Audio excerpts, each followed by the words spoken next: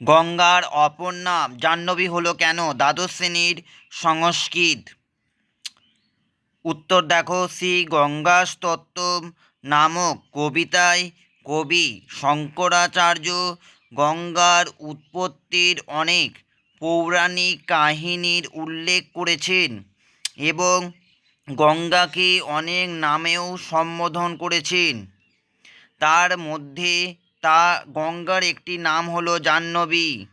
এই জাহ্নবী নামকরণের আড়ালে এক পৌরাণিক কাহিনী রয়েছে। প্যারা চেঞ্জ করে লেখো। কপিল মুনির অভিশাপে সগর রাজার ৬০ সহস্র পুত্র ভস্মীভূত হলে তাদের উদ্ধার করার জন্য ভগীরথ নানা প্রকার কঠোর তপস্যায় ব্রহ্মাকে তুষ্ট করে ব্রহ্মার কমণ্ডলুতে রক্ষিত গঙ্গাকে স্বর্গ থেকে মর্তে আনয়নের অনুমতি পান।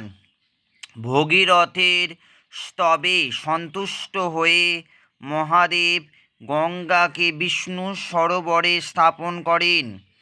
সেখান থেকে গঙ্গা সপ্ত ধারায় প্রবাহিত হন। তার মধ্যে ৩টি ধারা পূর্ব দিকে এবং ৩টি পশ্চিম দিকে গমন করে। একটি ধারা ভগীরথের পশ্চাৎগামিনী হয়ে ভাগীরথী নামে খ্যাত হন।